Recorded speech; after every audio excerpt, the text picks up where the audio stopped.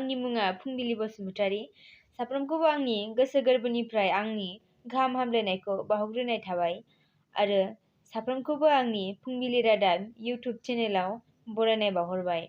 दिनै 5 मार्च 2021 मायथाइ।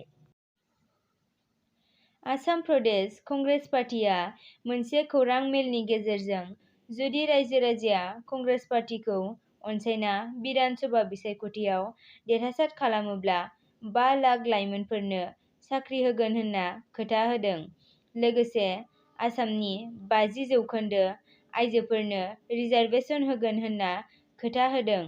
मिरु कंग्रेस दोलोनि दैदेनगिरि सुस्मिता देब बिथाङा आसाम कंग्रेस दोलोनि मोन 5 जब गेरेन्टि वेबसाइट बेखेवना हाबाफारिजों आसामनि रायजो-राजाफोरनो खोथा होयो। आसामनि बिधान सभा बिसायख'थिया खाथियाव फैनाय सम जानाय लोगो लोगोनो दोलोनिफ्राय टिकेट नागिरनाया बारानिफ्राय बारा जानाय नुनो मोननाय जादों। उदालगुरि जिल्लानि 64 नं फानेरि बियाबाव मेरगाव जिल्ला इउपिपिएलनि आफादगिरि मनमोहन बर'नो टिकेट होनांगौनि दाबिजों स्लगान होनानै खुद्रिनायखौ नुनो मोन्दों। इउपिपिएल दोलोनो टिकेट होआलाबानो बिजेपिनो टिकेट होयोब्ला हारसिङैनो उदां बिजाथि महरै गसंगोन होनना बुंदों। बिधान सभा बिसायख'थिया खाथियाव सफैनाय लोगो लोगोनो बयबो गाव गावनि दोलोखौ सायख'ना मदद होनाय नुनो मोन्दों। कक्राझार प्रेस क्लाबआव मैया जाफुंनाय खौरांगिरि मेलाव गार' फरायसा आफादा सरकाराव थानाय इउपिपिएल दोलोजों थागोन होनना बुंथियो। गार' फरायसा आफादनि आफादगिरिया प्रमद बर'खौ गार' माहारिनि जौगासारनायनि थाखाय खामानि मावगोन होनना बुंथियो आरो बिपिएफखौ 17 बोसोराव गार' माहारिनि थाखाय जेबो मावाखै होनना निन्दा होयो। तिनिसुकियानि पुलिसआ सिग्रोमनाय समाव गोबां बिबांनि रां मोननो हादों। बिसायख'थिनि मडेल कड अफ कन्डाक्ट सोलिबाय थानाय समावनो पुलिसफ्रा बे रांखौ बोखांदों।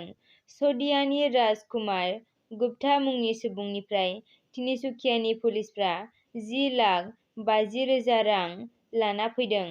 राज कुमार गुप्ताया फोरमायदों दि गावनि फालांगिनि थाखायसो मुवा बेसाद बायनो थाखाय बे रांखौ लाना फैदों होनना बुंथिदों। नाथाय पुलिसफ्रा बेनि बाथ्राखौ फोथायालासे बेनि सायाव नायबिजिरनायखौ जगायनो हमदों। बर'नि राफोद जोलुर गेलेगिरि हलिचरन नार्जारिया 2022 मायथाइयाव जानो गोनां फिफा वर्ल्ड कापआव गेलेनो क्वालिफाइ मेचनि थाखाय भारतनि जोलुर हानजायाव सायख'जाबाय। कंग्रेसआ आसामखौ लाजि फोनांदों।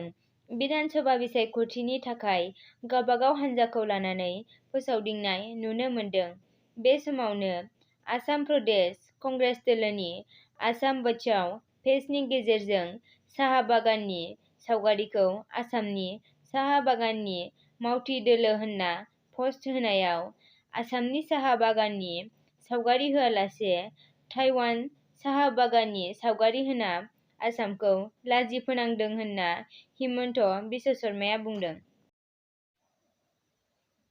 देउरि समाजनि कंग्रेसखौ बिधान सभा बिसायख'थियाव मदद होनायखौ कंग्रेस दोलोआ गावसिनि थांखि आरो आसामा थोंजों लामायाव दं होनना बुङो आरो 2 मेनिफ्राय खौसेथि आरो कंग्रेस दोलोनि सोलिबाय थानाया जागोन होनना बुङो।